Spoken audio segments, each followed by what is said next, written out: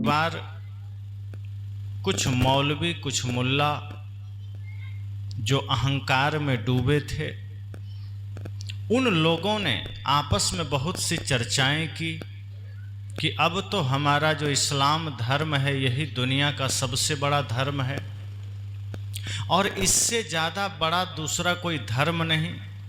जो इस्लाम को मानता है वही जन्नत में जा सकता है, जो इस्लाम को नहीं मानता है वो दोजख में जाएगा, नरक में जाएगा। हमारी जो किताब है वही खुदा के द्वारा भेजा हुआ है, बाकी सबकी किताब ऐसे ही उलूल जुलूल है। हमारा खुदा ही सबका मालिक है, उसी ने दुनिया बनाई है, उसी का सारा संसार है। इस तरह से मुल्लों और मौलवियों को बड़ा घमंड हो गया और वे लोग इतने घमंड में चूर हो गए कि कुछ मुल्ले और कुछ मौलवी सदगुरु कबीर के पास चले गए उनसे सवाल करने, क्योंकि वे जानते थे सदगुरु कबीर बड़े निष्पक्ष संत हैं और बड़े पहुंचे हुए संत हैं। इनके पास बड़ा ही अनुभव का ज्ञान है। इसी भाव को लेकर कुछ मुल्ले कुछ मौलवी उनके पास गए, यह सोचकर कि यदि हम अपनी बात सदगुरु कबीर को मनवा लेंगे तो कबीर जैसा साधु भी हमारा इस्लाम कबूल कर लेगा, वो भी हमारे खुदा को मानने लगेगा। ये सोचकर वे सारे मौलवी गए अपना अपना पोथी लेकर, कुरान जो भी उनकी किताबें हैं लेकर, कि आज तो कबीर को हरा ही देंगे, आज तो ऐसा ऐसा सवाल करेंगे कि कबीर तो आज हार ही जाएंगे और हमारी जीत हो जाएगी और फिर कबीर को हम इस्लाम कबूल करवा लेंगे। इसी अहंकार में वे लोग सदगुरु कबीर के पास गए। सदगुरु कबीर अपनी कुटिया में बैठे थे, ध्यान मग्न थे और वो मौलवी वहाँ जाकर प्रणाम किया, कहा कि आज हम आपसे शास्त्रार्थ करने आए। कबीर साहब ने कहा अगर कुछ जिज्ञासा लेकर आए हो, कुछ मुमुक्षा लेकर आए हो तब तो कोई बात नहीं, स्वागत है, लेकिन कुछ और मनसा लेकर आए हो तो मेरे पास समय नहीं है। कहा नहीं, आज तो आपको जवाब देना ही पड़ेगा। आप बहुत ज्ञानी हैं, मैंने सुना है, आप बहुत ज़्यादा लोगों के प्रिय हैं, पर आज तो आपको मेरा जवाब देना होगा, मेरे प्रश्नों का उत्तर देना होगा। कबीर साहब ने कहा अगर तुम इसी मनसा से आए हो तो बैठो। साहब ने कहा कहो तुम्हारा क्या प्रश्न है और क्या तुम चाहते हो मुझसे। उन मौलवियों ने कहा कि हे सदगुरु कबीर, मैंने खुदा का पता लगा लिया है, मेरा खुदा ही इस दुनिया को बनाया है और मेरा खुदा ही सबका मालिक है, उसी की इच्छा से सब कुछ होता है, उसकी इच्छा के बिना यहां कुछ भी नहीं होता और उसको मानने वाला, उसकी इबादत करने वाला ही जन्नत में जाएगा, स्वर्ग में जाएगा। जो खुदा को नहीं मानेगा, खुदा ने आदेश किया है कि तुम उसको मार सकते हो, उसकी हत्या कर सकते हो और जो ऐसा करेगा वो स्वर्ग में जाएगा और जो खुदा को नहीं मानेगा वो नरक में जाएगा। कबीर साहब ने कहा और क्या है तुम्हारे खुदा की खासियत। उसने कहा हमारा जो कुरान है ये भी खुदा ने लिखा है। कबीर साहब ने कहा वो खुद बैठ के लिखा है। कहा ये तो नहीं पता, लेकिन ये किताब उसी का भेजा हुआ है। कबीर साहब ने कहा तुम्हारा खुदा ऊपर प्रेस बैठा के रखा है जो छाप के भेज दिया। उन लोगों ने कहा साहब आप तो मजाक कर रहे हैं, लेकिन ये किताब हमारे खुदा ने ही भेजा है और हम लोग उसी के अनुसार चल रहे हैं, उसी में लिखा है सब बात, इसलिए हमारे खुदा का पता चल गया। हमारे खुदा ही सब कुछ हैं और उन्हीं के दरबार में हम लोगों को जाना है, उन्हीं के द्वार में हम लोगों को हाजिरी लगाना है। आप भी चलिए। आपको भी अब हमारे उत्तर देना है, और नहीं दे पाए तो खुदा के यहाँ जाना होगा। साहब ने कहा तुम्हारी बात खत्म हो गई? उन लोगों ने कहा हो गई, अब आप उत्तर दीजिए, पूछिए क्या पूछना है। तब साहब ने शुरू किया अपना सवाल। कहा ए मौलवियों, ए फकीरों, ए दरवेशों, तुमसे मेरा कुछ सवाल है।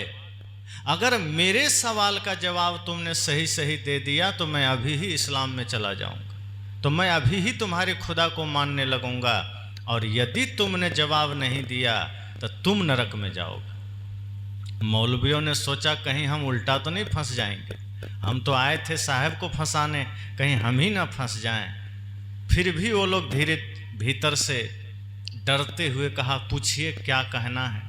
तब साहब अपने पद के माध्यम से इसी 49वीं रमैनी में पूछते हैं कि दर की बात कहो दरवेशा, वाद साह है कौने भेसा। कहाँ कूच कहाँ करे मुकामा, मैं तो ही पूछो मुसलमाना। लाल जर्द की नाना बाना, कौन सुरती को करो सलामा। काजी काज करहु तुम कैसा, घर घर जबह कराबहु भैसा। बकरी मुर्गी किन फुरमाया, किसके कहे तुम छुरी चलाया। दर्द न जानहु पीर कहाबहु, बैता पढ़ी पढ़ी जग भरमाबहु। कहीं कबीर एक सैयद बहावे, आप सरीखा जग कबुलावे। दिन को रहत है रोजा, रात हनत है गाय। यह खून वह बंदगी, क्यों कर खुशी खुदाए। साहब ने पद में इतना सारा प्रश्न और उत्तर दोनों डाल दिया कि मौलवी तो चक्कर खा के गिर पड़े। कुछ को तो समझ में भी नहीं आई। लोगों ने कहा इसका अर्थ समझाइए। साहब ने कहा दर की बात कहो दरवेशा, तुम जिस खुदा की दरबार की बात कर रहे हो, तुम जिस अपने पैगंबर के दरबार की बात कर रहे हो, दर की बात कहो दरवेशा। तुम अपने उस दरबार की बात मुझसे बताओ, उसका पता बताओ, कहाँ है वो दरबार। तुम जिस दरबार की बात कर रहे हो इस धरती पर है कि आकाश में है। अब वो लोग तो घबरा गए, कहा देखे तो हम नहीं हैं। कहा फिर कैसे बोल रहे हो, उसका पता चल गया है। अगर इस धरती पर है तो धरती पर निर्मित जो कुछ भी है वो सब जड़ है, और जो जड़ है उसका नाश होना तय है। और तुम तो कहते हो हमारी खुदा ने ही सब कुछ बनाया है। तो जब तुम्हारे खुदा ने ही सब कुछ बनाया है तो उसका दरबार धरती में है कि आकाश में है, उसका पता बताओ। बादशाह है कौने भेसा, और ये बताओ कि तुम्हारे खुदा का वेश क्या है, उसको तुमने पहचाना कैसे, वो कैसा कपड़ा पहनता है, कैसा दिखता है, तुमने देखा है। अब वो लोग चुप हो गए, कहे नहीं देखे तो नहीं है। कहा फिर कैसे कह रहे हो कि हमने खुदा को जान लिया और पता लगा लिया। जब खुदा का तुम्हें वेश पता नहीं है, खुदा का सकल सूरत पता नहीं है, उसका दरबार पता नहीं है, उसका पता ठिकाना पता नहीं है, तो मेरे पास तुम क्या लेकर आ गए। पहले पूरी जानकारी तो लेकर आना चाहिए। जिस खुदा की तुम मुझसे चर्चा करने आए हो उसका तो तुम्हें कुछ पता ही नहीं है कि वो दिखता कैसा है, उसका घर मकान कहाँ है। आगे साहब कहते कहाँ कुछ कहाँ करे मुकामा, तुम ये भी बता दो कि वो कहाँ आता है कहाँ जाता है। तुम कह रहे हो एक जगह नहीं रहते हैं, तो कहाँ से आ रहा है कहाँ जा रहा है। ए मुसलमानों, मैं तुमसे पूछ रहा हूँ, ये बताओ कि तुम्हारा खुदा कहाँ से आया और कहाँ जा रहा है।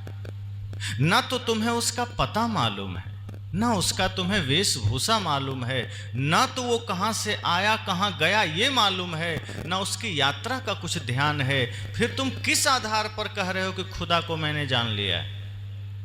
खुदा को जानने का तरीका क्या है, और उसी अज्ञानता को तुम दूसरों पर थोपना चाहते हो। तुम ये कह रहे हो कि दूसरे लोग भी खुदा को माने, जिसका कुछ आता पता ही नहीं है उसको कैसे माने। ये तो ऐसा ही हुआ जैसे एक बार एक आदमी की नाक कट गई।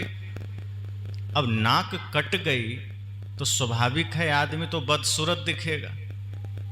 किसी की नाक कट जाए तो फिर उसकी सारी खूबसूरती चली जाती है। तो उसकी गलती से कहीं नाक कट गई तो लोगों ने कहा कैसे कटी। अब वो सोचा अगर मैं ऐसे ही कुछ बोल दूंगा तब तो लोग थोड़ा मजाक बनाएंगे, तो वो तरकीब निकाला वो सोचा कुछ ऐसा बोलें कि 2-4 लोग और नाक कटा लें ताकि हमारे साथ 2-4 लोग शामिल हो जाएं। तो अब एक से भला दो, एक की नाक कटी और 4-5 की और कट जाए तो संतोष मिलता है कि नहीं, मेरा अकेले का नहीं, और भी 2-4 लोग हैं, तो उसको भी लोग शकल से बदसूरत कहेंगे, हमको अकेले थोड़े कहेंगे। तो वो बहुत दिमाग लगाया, सोचा बेचारा क्या किया जाए। तब उसने कहा, देखो भाई, मेरी नाक ऐसे वैसे नहीं कटी। दरअसल ये नाक बाधा बन रही थी, भगवान का दर्शन नहीं हो रहा था। जब भी आंख बंद करते थे तो ये नाक बीच में आ जाती थी और इसके वजह से हम भगवान को देख ही नहीं पाते थे। इसलिए हमने नाक काट दिया और जैसे ही नाक काटा भगवान का दर्शन हो गया। अब जो दूसरा आदमी सवाल किया था वो कहा, सिर्फ नाक काटने से भगवान दिख गए? उसने कहा बिल्कुल। कहा तब तो हमारी भी नाक काट दो। अगर नाक काटने से भगवान का दर्शन हो सकता है तब तो ये शुभस्य शीघ्रम, अभी ही काट दो। वो भी नाक कटवा लिया। अब जैसे नाक काटा तो कुछ नहीं दिख रहा है, चेहरा उसका भी बदसूरत हो गया। उसने कहा, अब तुम झूठ बोल दिए मुझसे, तुम तो ठग लिए मुझको, ये तो बिल्कुल छल है, कुछ भगवान नहीं दिख रहा है। उस आदमी ने कहा, तो तुम दूसरों को सच बता दो। कहा नहीं, हम क्यों सच बताएं, हम भी यही बताएंगे कि भगवान के दर्शन में बाधा है, क्योंकि हम अकेले क्यों कटाएं। अब यही चक्कर में वो भी दूसरों को यही बताने लगा कि भगवान को देखने में नाक बाधा थी, इसीलिए नाक कटवा लिए। इस तरह से 10, 15, 20, 50 की संख्या में उसकी भी एक जमात बन गई। साहब ने कहा, यही तो तुम कर रहे हो। खुदा का आता पता नहीं है, उसका ठिकाना नहीं है, देखने का तरीका मालूम नहीं, और दुनिया को तुम खुदा का दर्शन करवा रहे हो। तुम्हें खुद मालूम नहीं है खुदा कैसा है। जिसने खुद पता नहीं किया कि खुदा है कैसा, वो दूसरों को बताया जा रहा है। बुझा हुआ दीपक कहीं दूसरे दीपक को जला सकता है? कभी भी जला हुआ दीपक ही दूसरे दीपक को जला सकता है। जो आदमी खुद बंधन में है वो दूसरे का बंधन काट सकता है क्या? जो आदमी खुद नरक में है वो दूसरों को स्वर्ग भेज सकता है क्या? अंधा किसी को राह बता सकता है क्या? सदगुरु कबीर ने कहा, तुम तो वही काम कर रहे हो। तुम्हें खुद पता नहीं है खुदा का, तुम्हें खुद ज्ञान नहीं है परमात्मा का, और तुम दूसरों को तलवार के बल पर हिंसा करके इस्लाम कबूल करवा रहे हो और सोच रहे हो कि सबको हम खुदा का पता बता देंगे। तुम्हें तो खुद ही खुदा का पता नहीं है। साहब ने कहा, कहाँ कूच कहाँ करे मुकामा, मैं तो ही पूछूं मुसलमाना, इसलिए तुम बताओ कि वो खुदा कहाँ से आता है, कहाँ जाता है, क्या उसका रहस्य है, बताओ, हम मान लेंगे। तुम कुछ तो बताओ, कुछ तो पता बताओ, अनजाने में कैसे मान लेंगे। आदमी बाजार एक घड़ा खरीदने भी जाता है तो ठोंक के 4 बार देखता है कि घड़ा ठीक है कि नहीं। तुम खुदा को मानने की बात कर रहे हो और बिना आता पता के। तब साहब ने अगली बात कही, चलो कोई बात नहीं, आगमन प्रस्थान का पता नहीं है, वो कहाँ आता है कहाँ जाता है इसका ज्ञान नहीं है, तो यही बता दो, लाल जर्द की नाना बाना, लाल है कि पीला है कि अनेकों कलर का है, खुदा का रंग कैसा है, वो लाल कलर में है कि पीला कलर में है कि हरा नीला कत्था नाना प्रकार के कलर में है, ये तो बताओ, कुछ तो स्पष्ट करो। ए मौलवी, इतना तो बताओ कि तुम्हारे खुदा का रंग रूप क्या है, कलर क्या है, लाल है कि पीला है, जर्द मतलब पीला, पीला है कि सफ़ेद है, कौन सा कलर का है, क्योंकि कुछ तो बताओ जिसको हम सलाम करें, किस रूप को हम सलाम करें, किस रूप को हम नमस्कार करें। जैसे अभी जितने हमारे महापुरुष हैं उनकी तो फोटो है, राम जी की फ़ोटो है, कृष्ण जी की फ़ोटो है, कबीर साहब की फ़ोटो है, भगवान बुद्ध की फ़ोटो है, शिव जी की फ़ोटो है। तो हम उनका एक फ़ोटो देखते हैं, उनको सिर झुका लेते हैं। साहब ने कहा, तुम्हारे खुदा की फ़ोटो कहाँ है, वो कौन सा कलर का है, उसका रंग बताओ। अगर उसका कोई रंग रूप है तभी तो सिर झुकाएंगे, कहाँ झुकाएं, अंधेरे में किधर सिर झुका दें, कुछ पता थोड़े चलेगा। अब तुम इस तरह से बात कर रहे हो कि खुदा का आता पता है, तो तुम बताओ ना सही। सच तो ये है कि तुम अपनी अज्ञानता को छिपा रहे हो, ना तुम्हें खुदा का ज्ञान है ना तुझे खुद का ज्ञान है। और सच तो यह है कि जिस दिन तुम्हें खुद का ज्ञान हो जाएगा उसी दिन तुम्हें खुदा का ज्ञान हो जाएगा। और खुद के सत्य से तुम अनजान हो और अनजाने में तुम खुदा को दिखा रहे हो। और अनजाने में खुदा कहीं दिखेगा? खुदा का ज्ञान उसे ही हो सकता है जिसे खुद का ज्ञान है, और जिसे खुद का ज्ञान है फिर उसे यहाँ तहाँ झांकने की जरूरत नहीं है। फिर तो जहाँ देखेगा वहीं खुदा का दर्शन होगा, फिर तो जिसमें देखेगा वहीं खुदा का दर्शन होगा। एक आदमी को रतौंधी आती थी। अब स्वाभाविक है कि रतौंधी जब आती है लोगों को, जिसको रतौंधी होती है, तो थोड़े से भी अंधेरे में उसको स्पष्ट दिखाई नहीं देता है। तो ऐसे ही एक आदमी को रतौंधी आती थी। संजोग की बात है, वो अपने समधी के घर गया। शाम का समय था, पहुंचते पहुंचते शाम हो ही गई थी। अब अंधेरा होने को था, लगभग अंधेरा हो चला था।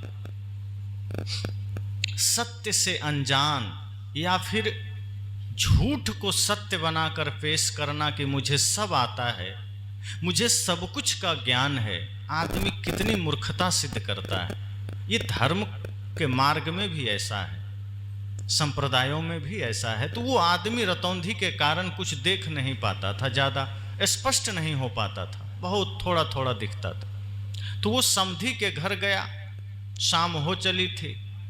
संजोग ऐसा हुआ कि उसको दिखना थोड़ा कम हो गया, तो मेन गेट के बजाय वो घर के पीछे पहुंच गया। अब घर के पीछे चला गया तो बड़ी भूल हो गई। अब क्या करें? अब ऐसे हाथ से पकड़ के यहाँ से वहाँ जाए, दीवार में फिर यहाँ से आए, कहीं गेट मिले ही नहीं। वो पुराने ज़माने में फूस का छप्पर होता था, तो उसी को पकड़ते पकड़ते वहाँ तक जा रहा है, फिर यहाँ आ रहा। तभी जो उनके समधी हैं वो पीछे चले गए घर के कि क्या आवाज़ आ रही है खर खर खर कर के। वो जैसे ही गए तो देखते हैं ये तो हमारे समधी जी आए हुए हैं। उन्होंने कहा, समधी जी घर का दरवाज़ा दूसरे साइड है, आप इधर कैसे आ गए? आपको दिखाई नहीं देता क्या? जैसे ही उन्होंने कहा आपको दिखाई नहीं देता क्या, उस व्यक्ति ने सोचा अगर मैं कह दूं हाँ दिखाई नहीं देता, रतौंधी हो गई है तो थोड़ा सा इज्जत की बात है, हंसी के पात्र बन जाएंगे। उसने कहा नहीं नहीं, ऐसी कोई बात नहीं, हमें बहुत अच्छे से दिखाई देता है और हम सब कुछ देख सकते हैं, कोई दिक्कत नहीं है, हमारी आंखें बहुत तेज है, कहीं कोई समस्या नहीं है। तो उनके समधी जी ने कहा फिर आप घर के पीछे कैसे चले और आप तो छप्पर पकड़ रहे हैं? कहा बात यह है कि हमारी आंखें ठीक है, हम देख सकते हैं, वो तो हम आपका छप्पर देखने आ गए कि आप कैसा बनाएं। समधी जी ने कहा लगता है हो सकता है इंजीनियर होंगे, कोई बात नहीं। कहा ठीक है, देखा हुआ हो गया तो चलिए मेरे पीछे भी। उसके बाद उनको लेके घर में गए, छिपा लिया उसने, जो सच्चाई थी उसको छिपा लिया। वो ये दिखाया कि मैं सब जानता हूँ, वो ऐसा प्रस्तुत किया स्वयं को कि मुझे ऐसा कुछ नहीं जिसका ज्ञान नहीं है, मैं तो आपका छप्पर देख रहा था ठीक बना है कि नहीं। अब मन में तो पीड़ा हो रही है कि हम तो सच में भटक रहे थे, हमको तो दरवाज़ा ही नहीं मिल रहा था, हम तो गलती से इधर आ गए, लेकिन अब कैसे कह दें कि रतौंधी है। कहा नहीं, हम छप्पर देख रहे। समधी जी को लगा हो सकता है ये इंजीनियर आदमी, क्या पता। वो घर गए, उसके बाद बातचीत हुई, बैठे। पहले का ज़माना था, लाइट बिजली तो थी नहीं, दिया का प्रकाश था। भोजन का समय हुआ, तो जैसे ही भोजन का समय हुआ तो खाने के लिए बैठे। उनके समधी जी भी बैठे, वो भी बैठे, और जब खाना शुरू किए उसी समय बिल्ली आकर के उनके थाली में साथ में खाने लगी। लेकिन अब रतौंधी का मामला उनको बेचारा दिख नहीं रहा था, उन्हें क्या पता कि साथ में बिल्ली भी खा रही है। तभी उनके समधी जी की नज़र पड़ी कि अरे इनके थाली में तो बिल्ली भी भोजन कर रही है। तब उन्होंने कहा समधी जी आपको सच में दिखाई नहीं देता क्या, देखिए बिल्ली खा रही है। कहा नहीं नहीं, हमको दिखाई दे रहा, हम जानबूझ के उसको खिला रहे हैं, हमको जानवरों से बड़ा प्रेम है। कहा लेकिन वो तो सब रोटी आपका खा गया। कहा अच्छा अभी खबर लेते हैं, हम तो सोचे थोड़ा सा खाएगी, सब खा गया।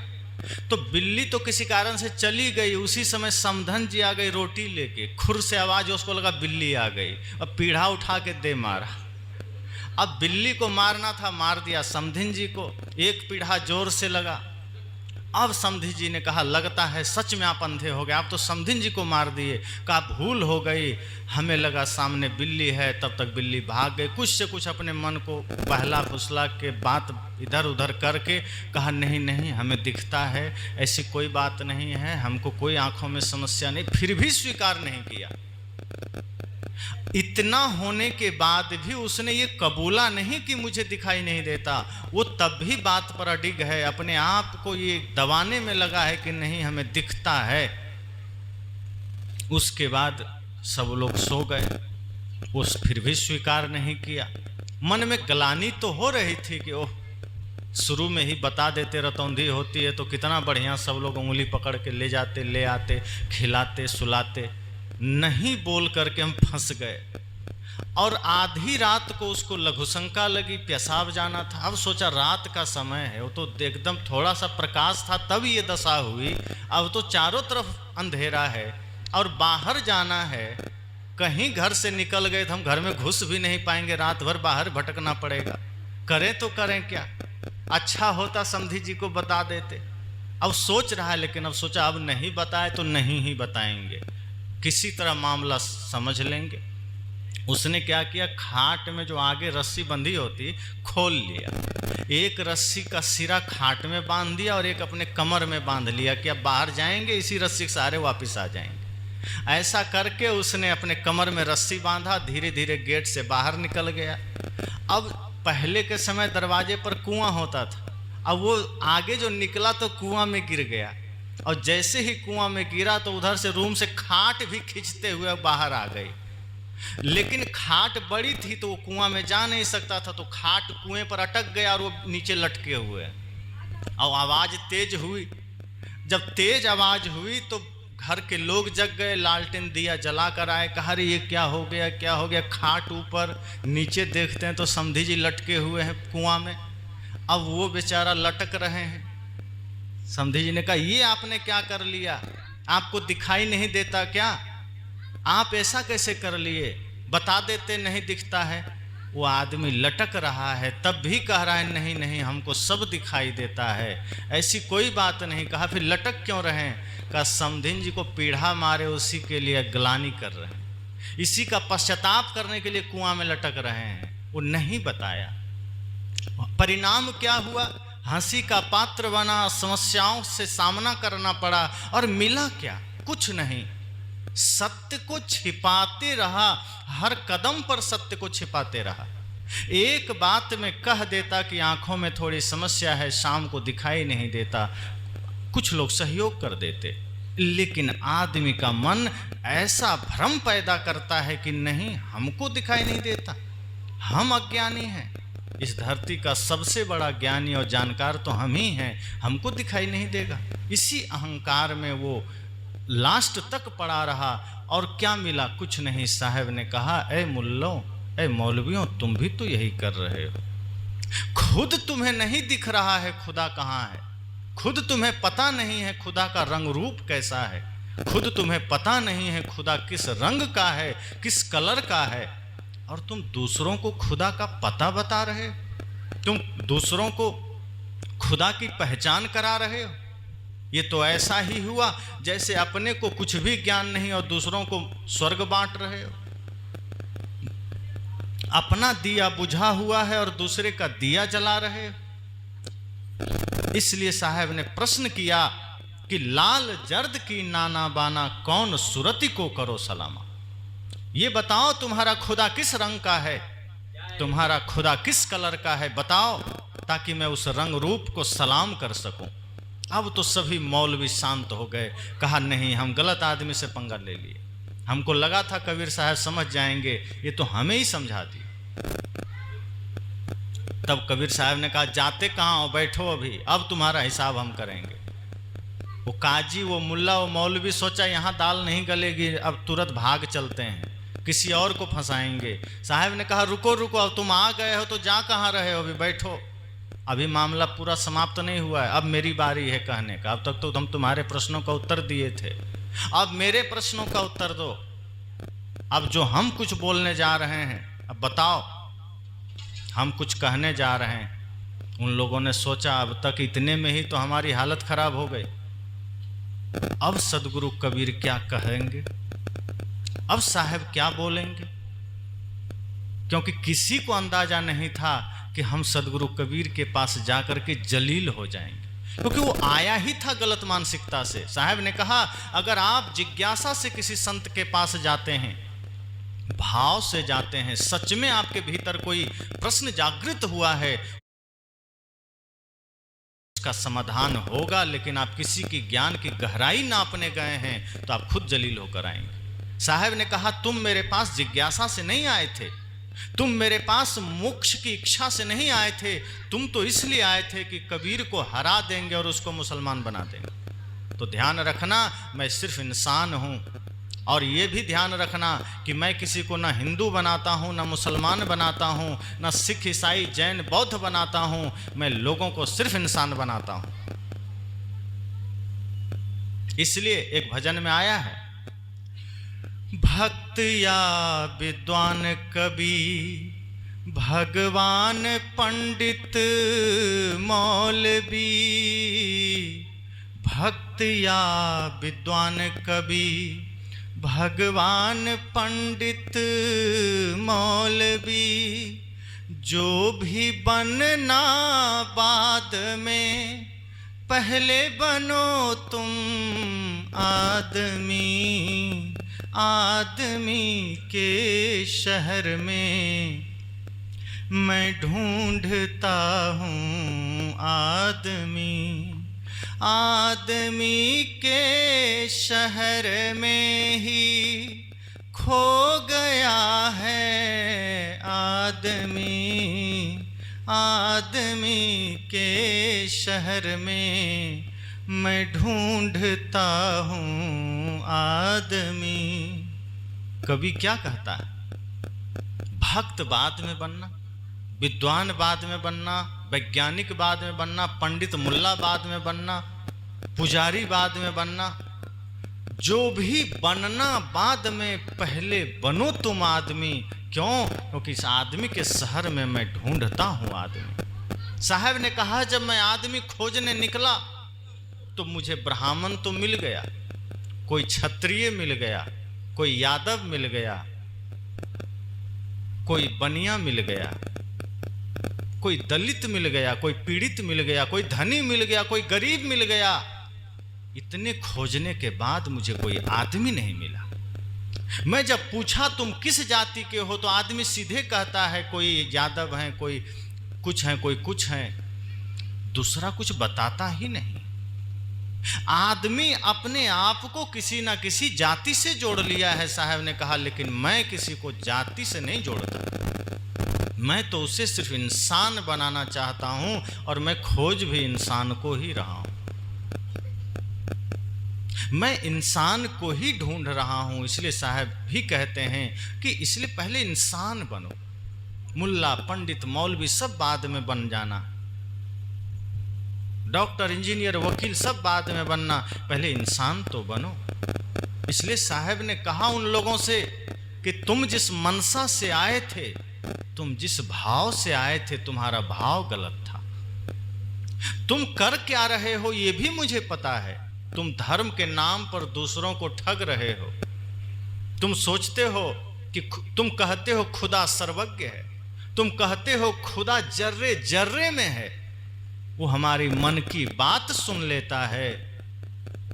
तो साहब ने कहा तो ये बताओ, ना जाने तेरा साहिब कैसा है, मस्जिद भीतर मुल्ला पुकारे, क्या साहब तेरा बहरा है?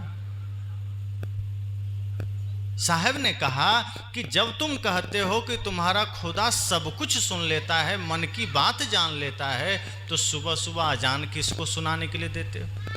काहे चिल्लाते हो? क्या तुम्हारा खुदा बहरा हो गया जो उसको सुनाई नहीं देता? जो सबके घट में निवास करता है तुम उसे सुना रहे हो।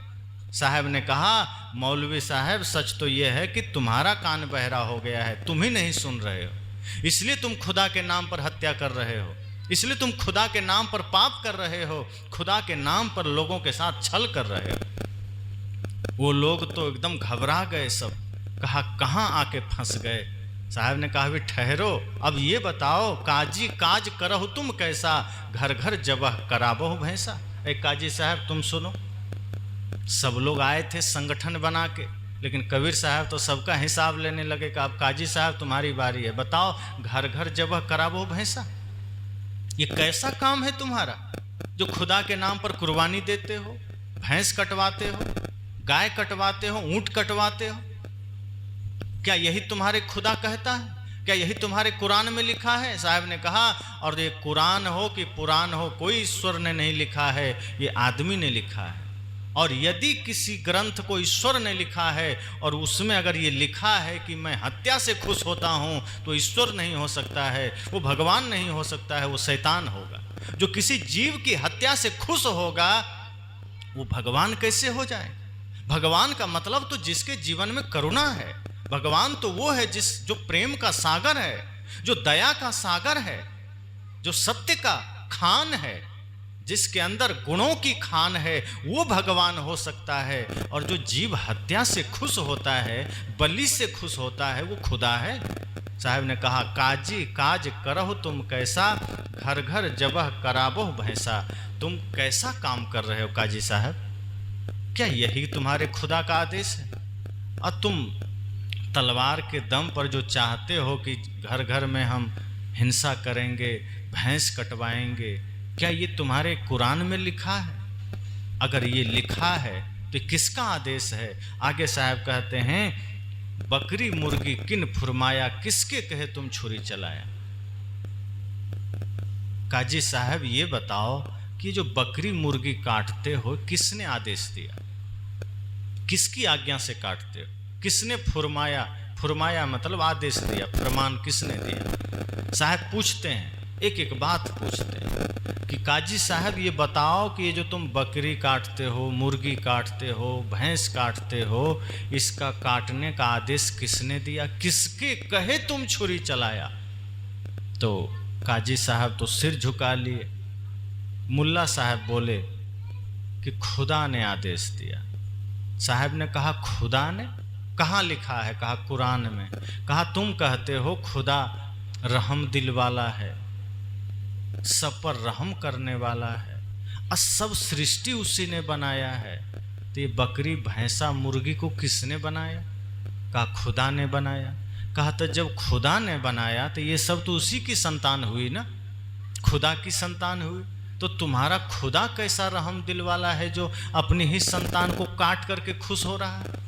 और तुमको कहाँ से मैसेज मिला कि वो बकरी चाहते हैं? खुदा का मैसेज तुम्हारे पास किसने भेजा?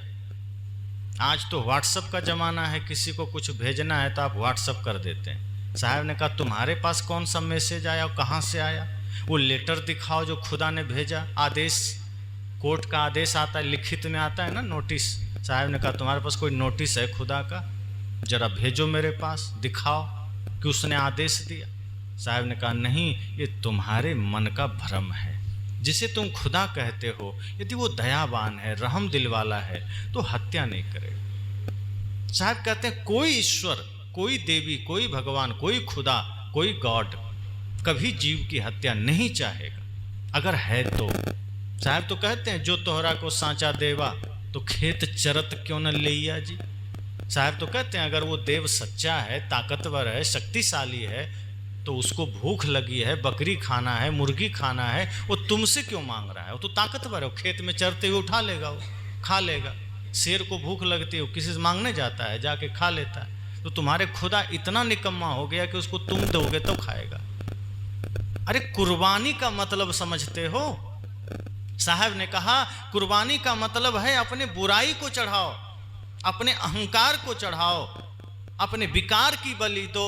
तुम्हारा मन अहंकार से भरा है, झूठ छल प्रपंच से भरा है, और तुम हिंसा कर रहे हो, तुम जानवर काट रहे हो और तुम कह रहे हो कुर्बानी दे रहे हैं। कहीं नासमझी है। कुर्बानी होती है अपनी गलतियों की, अपनी बुराइयों की, अपने अहंकार की, अपनी गलत प्रवृत्ति की, और तुम जीव जंतु पर छुरी चला रहे हो। किसने आदेश दिया? साहब डांटते हैं कस के। साहब ने कहा काजी काज करहो तुम कैसा, घर घर जबह कराबहो भैंसा, बकरी मुर्गी किन फुरमाया, किसके कहे तुम छुरी चलाए। आगे साहब कहते हैं दर्द न जानहु पीर कहावो। अब साहब कहते हैं बताओ तुम्हारे उंगली में खरोंच लग जाती है, कितना कष्ट होता है। आप लोग अनुभव करते होंगे, आपकी भी संतानें, बच्चे, कभी कोई बच्चा गलत आदत में पड़ करके गलतियां कर देता है, कुछ बुरी आदतें पकड़ लेता है, गलत रास्ते में चला जाता है, आपका नाम तक खराब कर देता है। और ऐसे बच्चे को कोई दूसरा आदमी एक थप्पड़ भी मार दे तो आपको कैसा लगेगा? कितना भी गलत है वो, आप भले उसको रोज 2 थप्पड़ मारते हैं, कोई दूसरा अगर छू भी दे आपका खून खौल उठता है कि मेरे बेटे को हाथ कैसे लगाए, हम तुमको छोड़ेंगे नहीं। क्यों? क्योंकि आपको दर्द होता है। क्यों? आपका बच्चा है। आपके हाथ में चोट लग जाए आपको दर्द होता है, आपके बेटे को चोट लग जाए आपको दर्द होता है। जिसको आप अपना मानते हैं अगर उसको चोट लगे आपको पीड़ा होती है। साहब ने कहा दर्द न जानहु पीर कहावो। का एक पीर, एक गुरु, जो मौलवी मुसलमानों के जो गुरु होते हैं उसको पीर कहते हैं। साहब ने कहा तुम गुरु बनते हो, पीर बनते हो। पीर का मतलब कौन है? कबीर सोई पीर है जो जाने पर पीर, जो पर पीर न जाने सो काफिर बेपीर।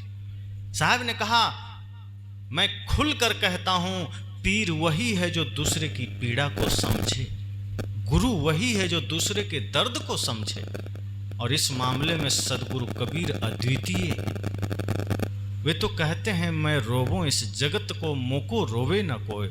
इससे आप उनकी हृदय की विशालता को समझ सकते हैं। कोई पुत्र के लिए रोता है, कोई पत्नी के लिए रोता है, कोई घर के लिए रोता है, कोई धन के लिए रोता है। सदगुरु कबीर का हृदय कितना विराट था, उनका हृदय कितना प्रेम से भरा था, कितनी करुणा थी उनके हृदय में। वो समस्त सृष्टि के लिए चिंतित थे।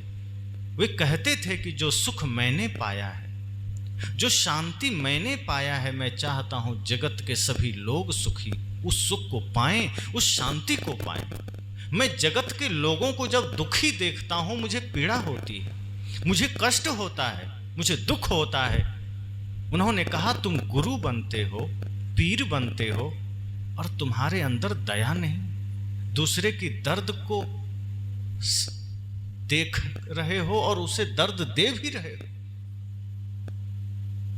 दूसरे के दुख को, दूसरे के दर्द को देखकर जिसका हृदय द्रवित हो उठे वही संत है, वही गुरु है। और तुम कैसे पीर हो कि तुम दूसरे की हत्या करवा रहे हो? आत्मा तो सब में वही है, शरीर भिन्न भिन्न है और तुम उसकी हत्या कैसे करवा रहे हो? दर्द न जानहु पीर कहावहु, बैता पढ़े पढ़े जग भर मावो। साहब ने कहा न तुम्हें दर्द का पता है, न तुम्हारे अंदर करुणा है, न दया है। जो इस धरती पर जो भी मनुष्य रूप में जन्म लेता है, साहब कहते हैं उसके अंदर दया तो होनी ही चाहिए, करुणा तो होनी ही चाहिए, प्रेम, सत्य, हिंसा तो होने ही चाहिए।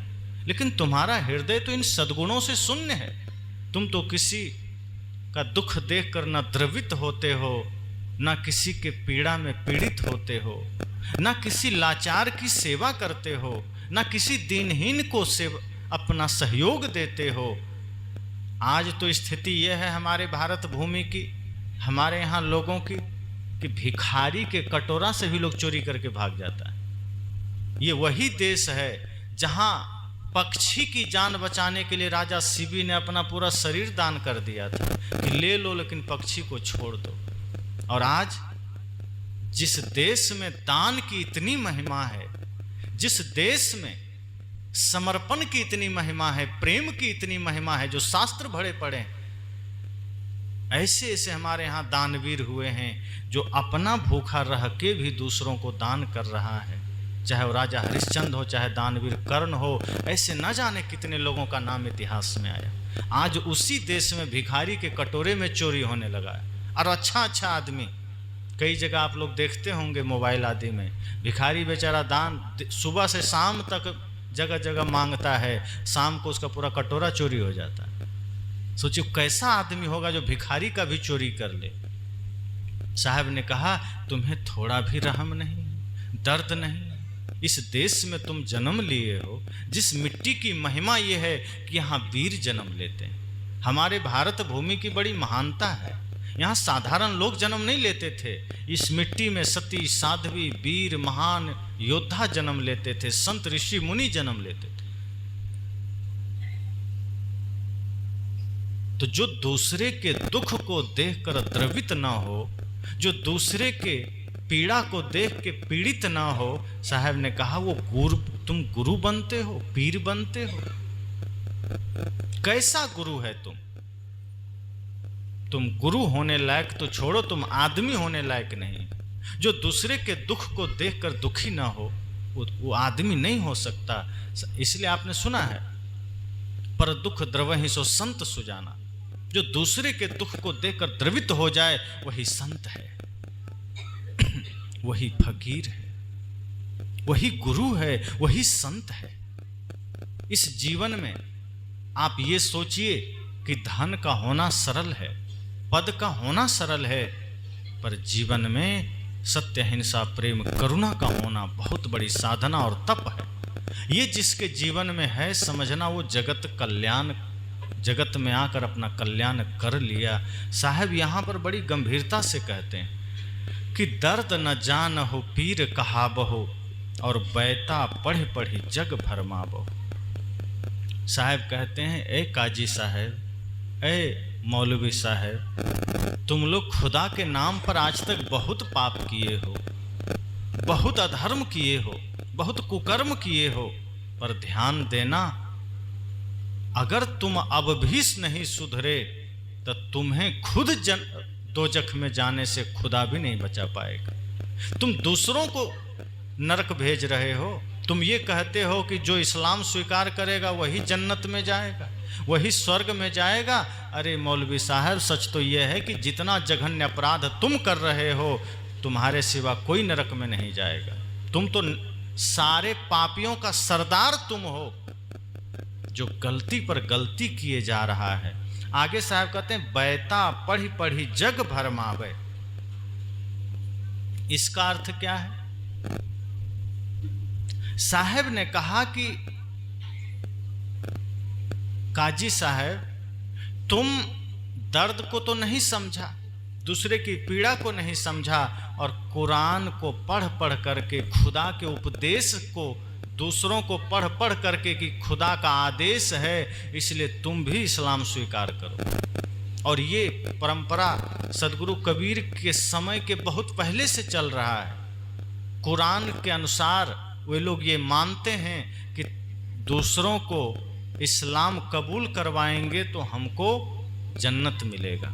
साहब ने कहा कि तुम खुद तो नरकगामी बन रहे हो, तुम खुद तो क्रूर बन रहे हो, और तलवार के बल पर दूसरे को भी इस्लाम कबूल करवा रहे हो। सबको बैता सुना सुना करके, कुरान की आयतें सुना सुना करके, खुदा का आदेश है ऐसा बोल बोल करके, तलवार चला चला करके तुम दूसरों को इस्लाम स्वीकार करवा रहे हो।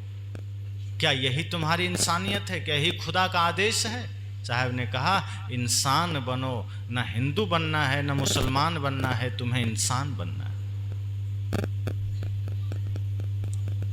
धर्म न हिंदू बौद्ध है, धर्म न मुस्लिम जैन, धर्म मन की पवित्रता, धर्म शांति सुख चैन। साहब ने कहा, न हिंदू धर्म है, न मुसलमान धर्म है, न ईसाई धर्म है, न सिख धर्म है, न जैन धर्म है। तो लोगों ने पूछा, फिर क्या धर्म है? साहब ने कहा, जब मन पवित्र हो जाए समझना धर्म आ गया, जब मन निर्मल हो जाए समझना धर्म आ गया। आपका मन निर्मल है वही धर्म है। लोग कहते हैं इस्लाम धर्म है, हिंदू धर्म है। साहब ने कहा, नहीं, ये सब संप्रदाय हैं, मत हैं, मजहब है। धर्म का मतलब है जो विराट है, जो सर्वोपरि है। धर्म का अर्थ विशाल है, धारण करना है। जब हम इंसानियत को धारण करते हैं, प्रेम को धारण करते हैं, तब हम धार्मिक हो जाते हैं। हिंदू या मुसलमान ये धर्म नहीं है, ये संप्रदाय है। इसकी एक सीमा है। जैसे हिंदू धर्म को जिससे हम कहते हैं हिंदू धर्म है, तो धर्म का अर्थ तो विराट है जिसकी कोई सीमा नहीं है। जैसे सूर्य की कोई सीमा है, सभी पूरी दुनिया में सूर्य का प्रकाश सबको मिलता है। वैसे हमारे हिंदू समाज में लोग कहते हैं कि नहीं, सूर्य हमारा देवता है और हम सूर्य की उपासना करते हैं, पूजा करते हैं। लेकिन आप सोचिए कि क्या ये बात सूर्य को पता है कि हम हिंदुओं का देवता है? अगर उनको पता होता तो पाकिस्तान में उगना छोड़ देता कि हम हिंदुओं का देवता है। पाकिस्तान में क्यों उगे, अफगानिस्तान में क्यों उगे, या 57 मुस्लिम देश और 145 ईसाई देश में क्यों उगे? हम सिर्फ भारत में उगेंगे और वहीं उगेंगे जो हमारी पूजा करता है। वायु हमारा देवता है पर उनको खुद पता नहीं कि हम हिंदुओं का देवता है, वो पाकिस्तान में भी बह रहा है। अग्नि हमारा देवता है, उन्हें खुद पता नहीं, वो सबके घर में जल रहा है। इसका तात्पर्य क्या हुआ कि जैसे सूर्य किसी एक के घेरे में नहीं आ सकता, वो सबके लिए है। साहब ने कहा धर्म ऐसा ही, इंसानियत ही धर्म है, प्रेम ही धर्म है, जिसको सीमाओं में नहीं बांध सकते, जिसको काल खंड में नहीं बांध सकते। वो विराट है, निस्सीम है, कोई सीमा नहीं है उसकी। साहब ने कहा वही धर्म जब हृदय में आता है तो ये वसुधैव कुटुंबकम हो जाता है। और ये हमारे ऋषियों का कितना पुराना चिंतन है। सदगुरु कबीर से भी बहुत पहले ऋषियों ने हमारे कह दिया कि वसुधैव कुटुंबकम। क्यों? इसी भाव के लिए कि पूरा पृथ्वी हमारा घर है, परिवार है। और ऐसा कब होता है? जब हृदय में इंसानियत जागृत हो जाए, प्रेम जागृत हो जाए। जिसके हृदय में निश्चल प्रेम होगा वो पक्षपात करेगा कि अपना कोई आया तो प्रेम किया, दूसरा आया तो नफरत कर लिया। जिसके हृदय में सिर्फ प्रेम है वो नफरत करेगा कैसे? जैसे किसी टंकी में सिर्फ पानी ही पानी भरा हो और आप नल खोलें तो पानी आएगा, और कोई मुसलमान आके नल खोलेगा तो क्या आएगा उसमें? कीचड़। वो टंकी में सिर्फ पानी भरा है तो हिंदू खोलेगा तो भी पानी आएगा, मुसलमान खोलेगा तो भी पानी आएगा। जिस हृदय में सिर्फ प्रेम ही प्रेम है तो कोई भी आ जाए प्रेम ही तो मिलेगा।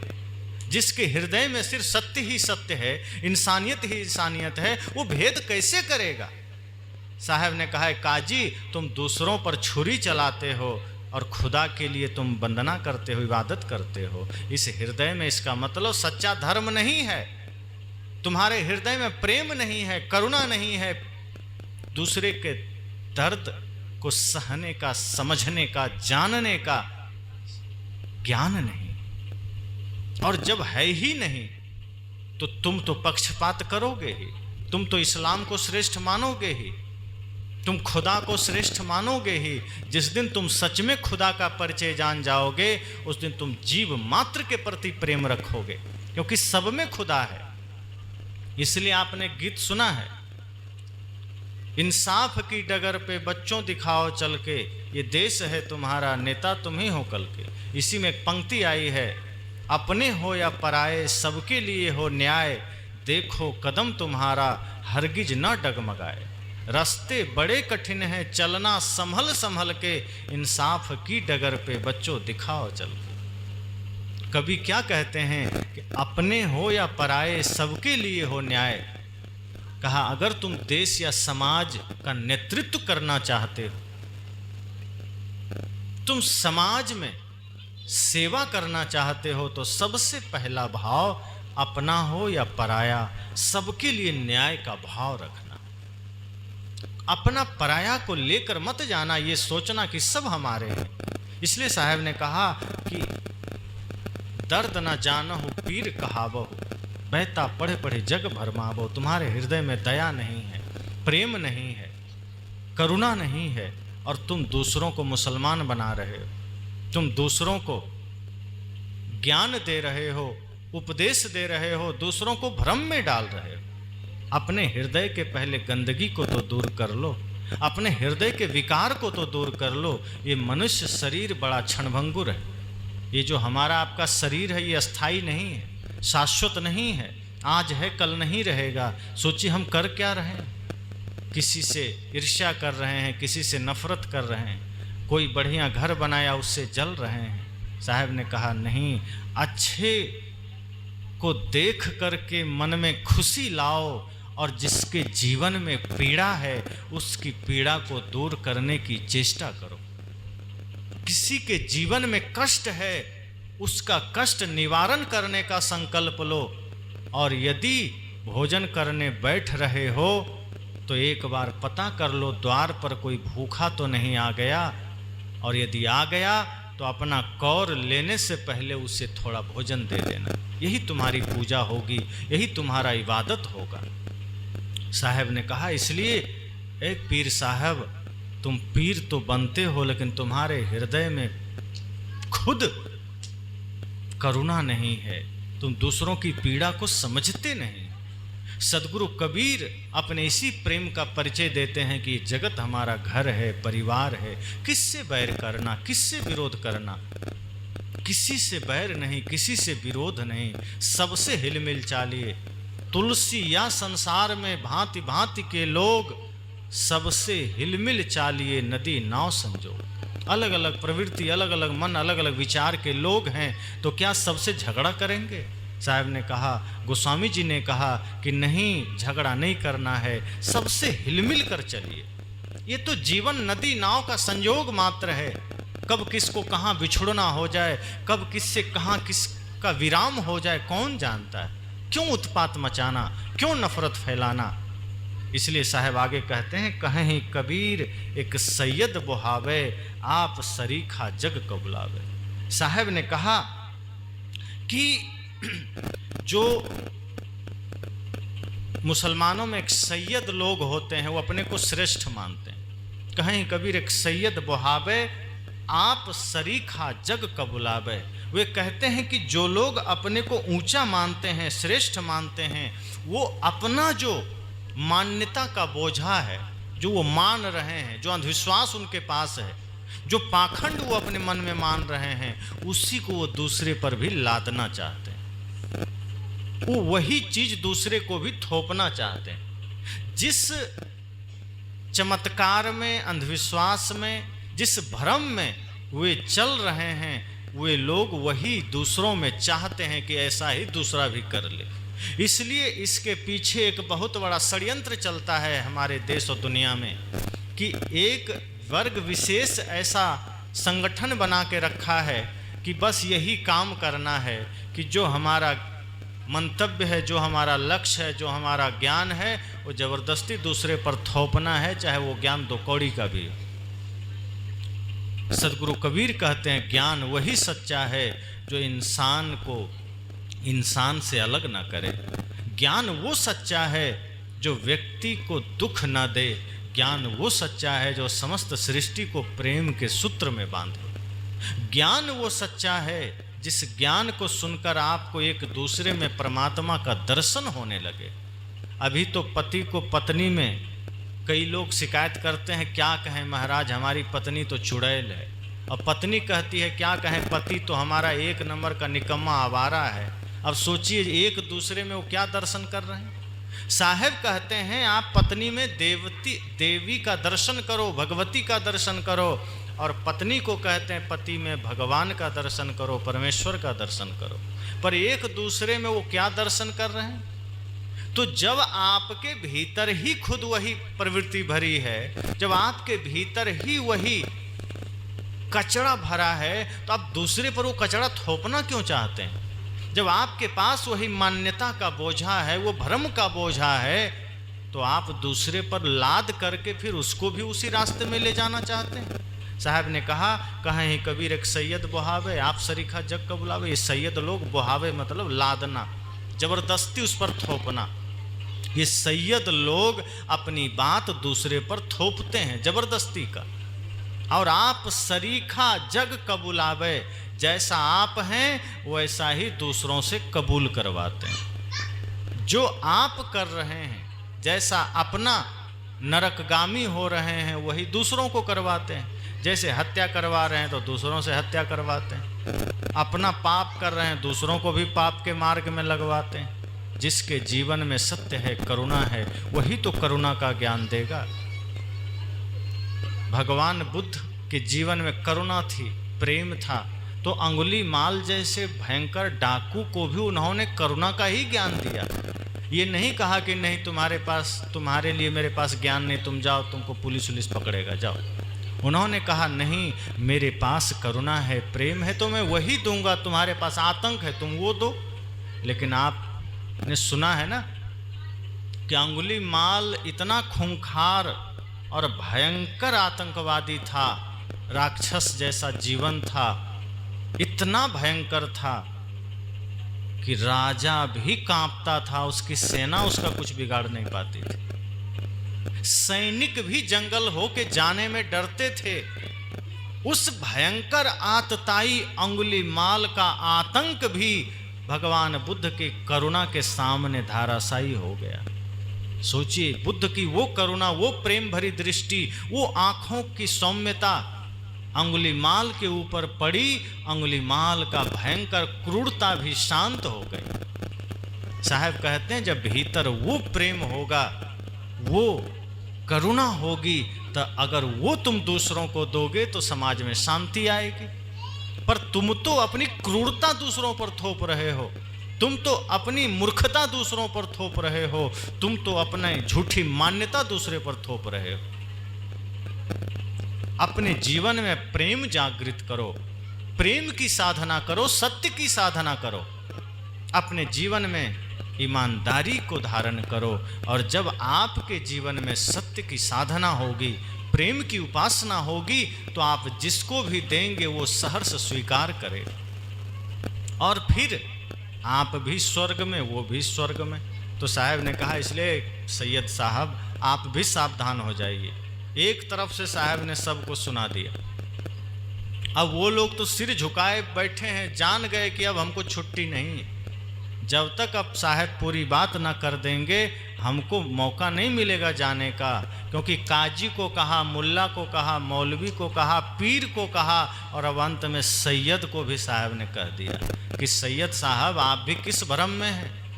आप खुद भ्रम का बोझा ढो रहे हैं, मान्यता का बोझा ढो रहे हैं, मन में हिंसा पाल रखे हैं, मन में क्रूरता पाल रखे हैं, खुदा के नाम पर जबरन धर्म परिवर्तन करवा रहे हैं और यही दूसरों पर थोप रहे हैं। ये गलत है। इंसानियत को धारण कीजिए, प्रेम को धारण कीजिए, यही सबसे बड़ा धर्म है।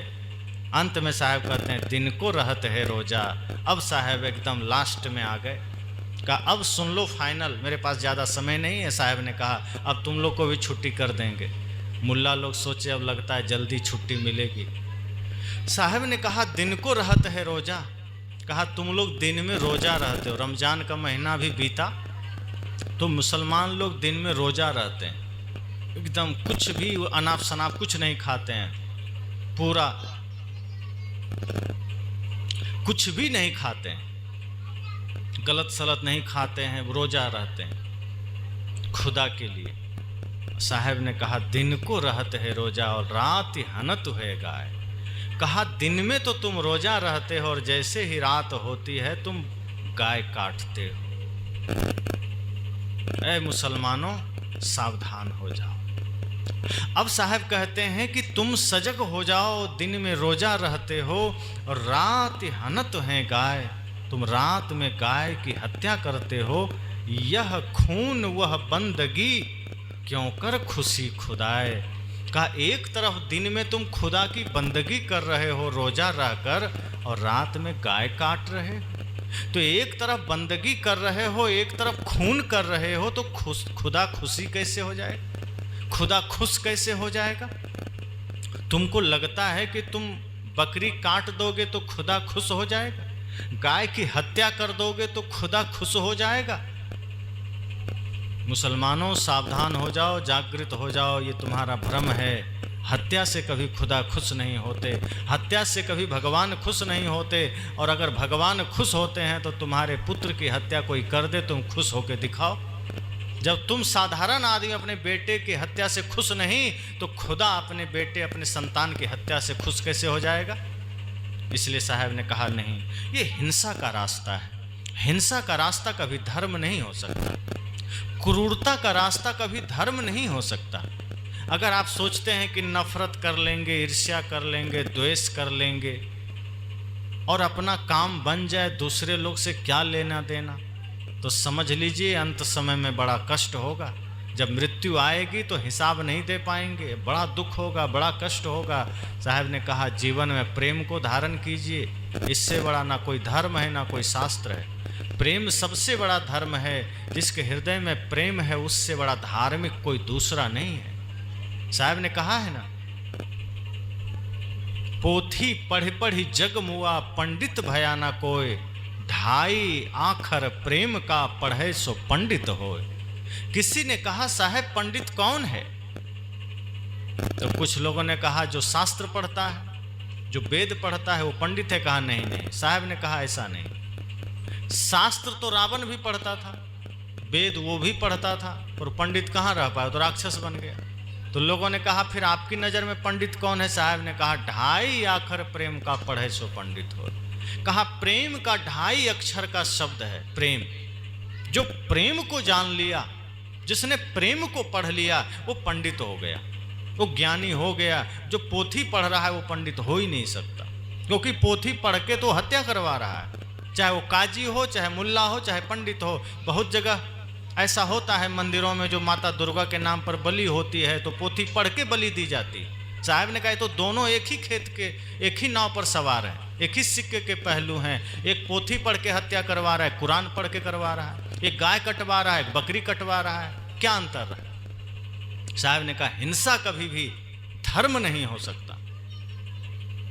और आप लोग जानते हैं अपने हमारे समाज में, हिंदू समाज में लोग कहते हैं गाय काटना पाप है। अब मुसलमान के यहाँ वही चीज़ पुण्य है, उसका खुदा गाय स्वीकार कर रहा है। हमारे यहाँ गाय की हत्या मना है, और हमारे बहुत से हिंदू भाई नारा लगा रहे हैं कि गाय नहीं मारना है, गाय की हत्या नहीं करना है, गाय हमारी माता है, गाय की हत्या बंद हो। गाय की हत्या बंद हो, इसके समर्थन में हम लोग भी हैं, क्योंकि धरती पर सबसे उपयोगी प्राणी गाय है। दूध तो देती ही है, उसका गोबर, उसका मूत्र सब उपयोगी है, उसका जीवन उपयोगी है, देसी गाय। लेकिन सदगुरु कबीर ये सवाल करते हैं कि ठीक है गाय की हत्या तो नहीं ही होनी चाहिए, लेकिन ऐ धर्म के ठेकेदारों ये बताओ कि ठीक है गाय की हत्या बंद हो, मछली बकरी मुर्गी ने तुम्हारा क्या बिगाड़ा है जो उसको तुम काट के खाए जा रहे हो? क्या उसमें परमात्मा नहीं है? और अपने शास्त्र में तो प्रमाण है कि पहला अवतार मछली का ही भगवान ने लिया था। तो वो क्या सिद्ध करता है कि हर जीव में भगवान है, फिर तुम उसको कैसे काट के खाते हो? साहब कहते हैं गाय की हत्या बंद हो, हम भी चाहते हैं, पर मुर्गी ने तुम्हारा क्या बिगाड़ लिया बताओ? कुछ चोरी कर लिया कि मछली ने तुम्हारा कुछ बिगाड़ लिया? इसलिए साहब कहते हैं सिर्फ गाय की ही हत्या नहीं बंद होनी चाहिए। सदगुरु कबीर की सार्वभौमिक दृष्टि है, वो छोटी बात नहीं सोचते हैं। सदगुरु कबीर का चिंतन बहुत बड़ा है, वो कोई छोटी चिंतन करते भी नहीं हैं। वो कहते हैं जीव मति मारो बापुरा सबका एक प्राण, हत्या कबहू न छूटे हैं जो कोटिन सुनो पुराण। कहा है हिंदू है मुसलमानों ये सुन लो, सिर्फ सूअर की ही हत्या नहीं बंद होनी चाहिए, सिर्फ गाय की ही हत्या नहीं बंद होनी चाहिए। मुसलमान कहते हैं सूअर की हत्या बंद हो जाए, सूअर नहीं मारना चाहिए, खुदा को नहीं सूअर चढ़ाना चाहिए। हिंदू कहता है गाय की हत्या बंद होनी चाहिए। साहब ने कहा गाय भैंस बकरी सूअर मुर्गी जितना जीव है, जीव मत मारो बापुरा। साहब ने किसी एक जीव का नाम नहीं लिया, उन्होंने कहा जीव मात्र की हत्या मत करो, क्योंकि ये सबसे बड़ा पाप है। और तुम करोड़ों पुराण सुन लो, करोड़ों कथा सुन लो, पाप से मुक्त नहीं हो पाओगे। इसलिए साहब ने कहा कि हिंसा कभी धर्म नहीं हो सकता। धर्म क्या है? कल थोड़ी सी चर्चा मैंने किया था, धर्म इंसानियत है। इस पद में साहब ने मुसलमानों को बहुत बारीकी से समझा दिया कि जो तुम रोजा रहते हो और शाम को रात में गाय काटते हो, ये खुदा के नाम पर किया जाने वाला सबसे बड़ा पाप है, इसका भागीदार मत बनो। और हिंदुओं से भी कहते हैं कि जो तुम माता रानी के नाम पर जो तुम बकरी का, मुर्गी का, भेड़ का बलि देते हो, ये सबसे बड़ा पाप है। हिंसा तो सबसे बड़ा पाप है, इसके पाप से कभी मुक्त नहीं हो सकते, चाहे तुम शिव जी का नाम लो, चाहे राम का नाम लो, चाहे कथा करवाओ, चाहे तीर्थों में जाओ, ये मत सोचना कि पाप करके गंगा में डुबकी लगाएंगे तो मुक्त हो जाएंगे, बल्कि आपके पाप से गंगा भी दूषित हो रही है। उस आपका पाप तो क्या मिटेगा, गंगा में पाप चढ़ रहा है। इसलिए साहब कहते हैं पाप करना छोड़ दो, तभी पाप से मुक्त हो सकते हो। माता पिता का अनादर करना छोड़ दो, जीव हत्या छोड़ दो, परंपरा के नाम पर बलि प्रथा का त्याग कर दो।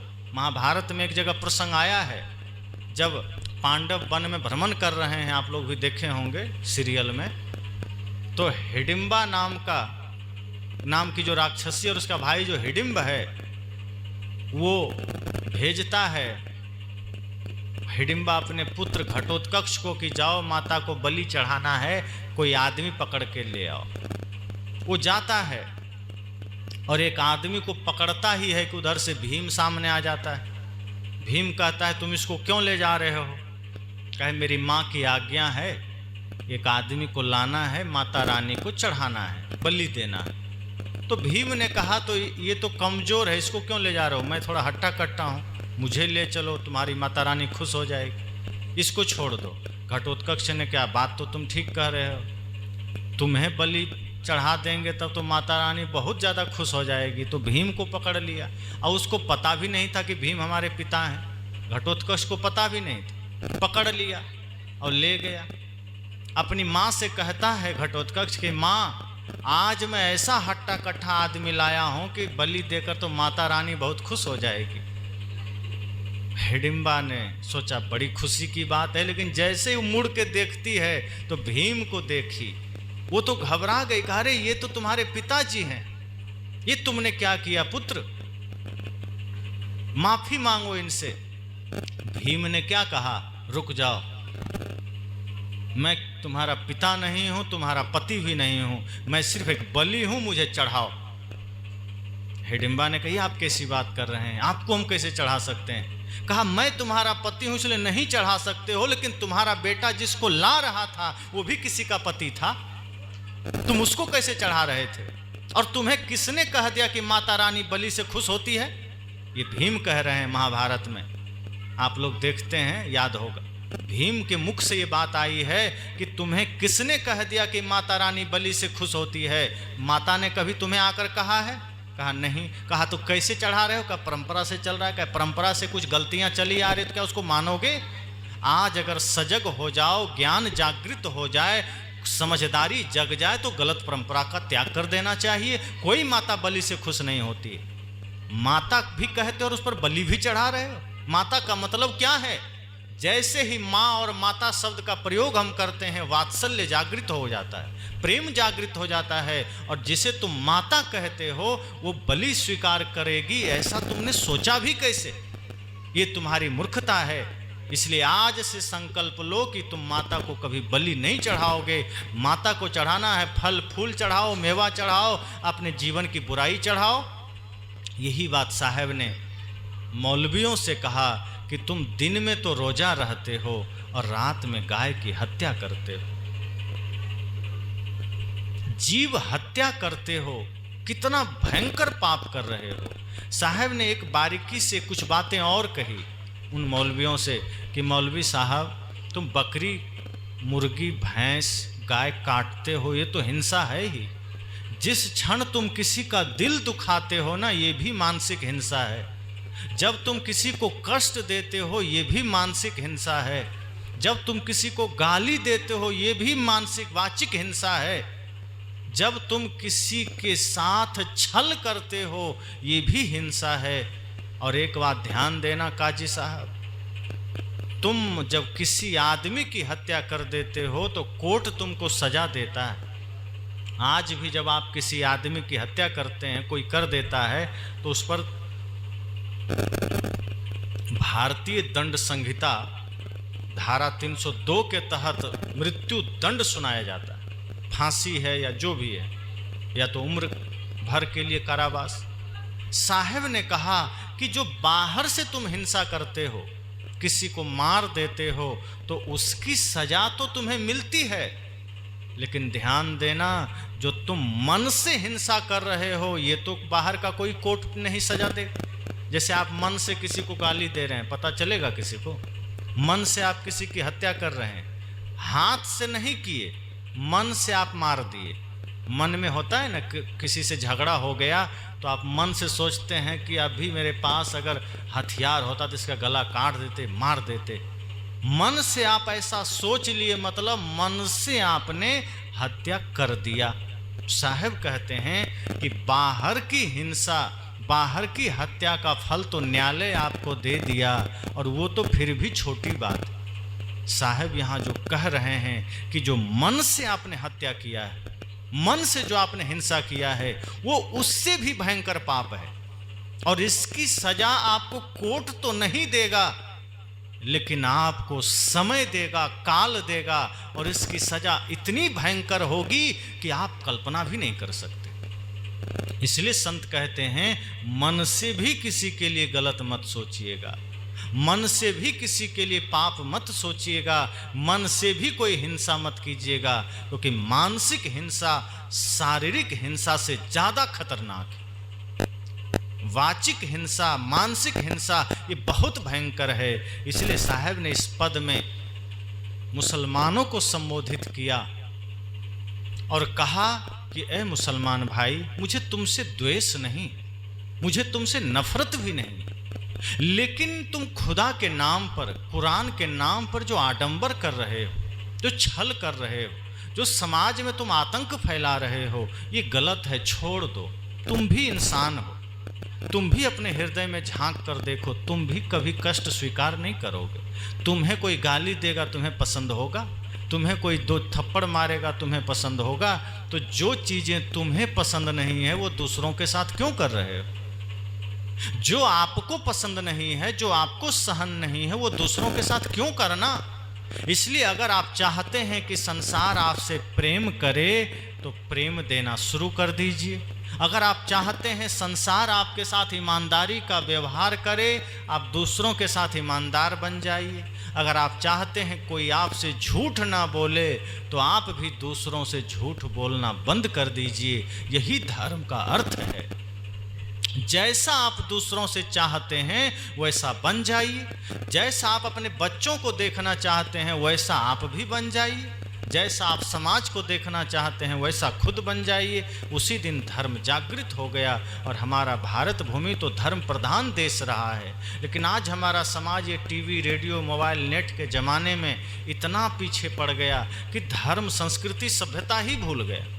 पहले माताएं संकल्प लेती थी, अपने बच्चों में संस्कार डालती थी, अपने बच्चों को योग्य बनाती थी, जिसके लिए माता सीता का बहुत बड़ा उदाहरण है, माता मदालसा का उदाहरण है, माता अनसुईया का उदाहरण है, हजारों उदाहरण भरे पड़े हैं। हमारे शहीद परंपरा में बहुत सी माताएं हुई है जो गांधी जी को जन्म दिया, जिसने वीर शिवाजी को जन्म दिया, जिसने भगत सिंह को जन्म दिया, जिसने चंद्रशेखर आज़ाद को जन्म दिया। सोचो माताएं कैसी रही होगी।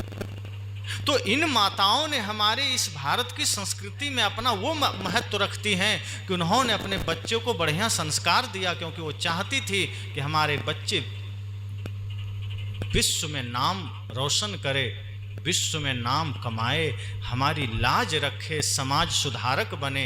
लेकिन आज माताएं अपने बच्चों को शिक्षा तो दे रही हैं, संस्कार नहीं दे रही। आज आप चाहते हैं आपके बच्चे अंग्रेजी सीख लें, संस्कृत सीख लें और सब भाषा सीख लें, एमए पीएचडी कर लें, आईआईटी कंप्लीट कर लें, आईएएस आईपीएस कंप्लीट कर लें, लेकिन आप कभी ये नहीं चाहते कि वो एक अच्छा इंसान बन सके। साहब कहते हैं माताओं, आपको ऋषियों ने कहा है माता निर्माता भवती। हमारे भारत के ऋषियों ने कहा था कि जो माता है वो निर्माता है। किसका? अपने संतान का। आप अपने बच्चों का निर्माण कीजिए, आप अपने बच्चों को निर्मित कीजिए। बच्चे को जब जन्म आप देते हैं तो जन्म देना ही माता पिता का कर्तव्य नहीं है।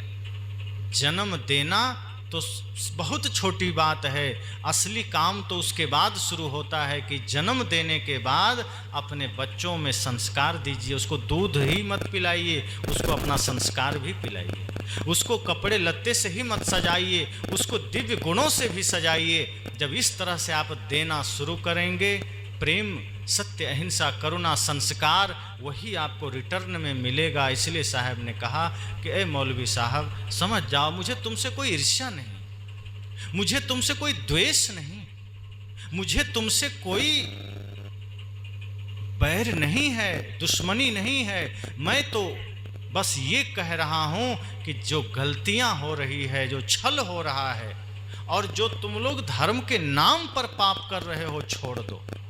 और जब ये छोड़ दोगे मन निर्मल हो जाएगा। और जिसका मन निर्मल हो गया, तो रैदास कहते हैं ना, मन चंगा तो कठौती में गंगा। फिर आप घर में हैं तो आपका घर मंदिर बन जाएगा, आप खेत में हैं तो खेत ही पूजा स्थल बन जाएगा, आप सड़क में झाड़ू लगाएंगे तो वही पूजा बन जाएगा। साहब तो कहते हैं जो कुछ करो सो पूजा, जहाँ जहाँ डोलो सो परिक्रमा, जो कुछ करो सो पूजा। वे कहते हैं जो कुछ भी करोगे अगर सच्चे मन से करोगे तो सड़क में झाड़ू लगाना भी पूजा है, और गंदे मन से भगवान के मंदिर में बैठ के पूजा करोगे तो पूजा नहीं, पाखंड है। इसलिए बहुत ध्यान देने की जरूरत है। इस मनुष्य का जो शरीर मिला है बड़ा कीमती, बड़े भाग्य मानुष तन पावा, सुर दुर्लभ सदग्रंथ हैं गावा। ये बड़े भाग्य से मनुष्य शरीर मिला है, और आज हम इसको दाग पर दाग लगाए चले जा रहे हैं। प्रकृति ने कैसा सुंदर शरीर दिया था, देखिए छोटे छोटे बच्चों को, कितनी खूबसूरत चेहरे बच्चों के होते हैं, कितनी सौम्यता बच्चों के चेहरे पर होती है। उनकी आँखों को देखिए, कितना प्यारी आँखें, मालूम पड़ेगा कितना सच्चाई झलक रहा है, आँखों से पता चलता है। इसीलिए तो बच्चे को भगवान का रूप कहा गया है।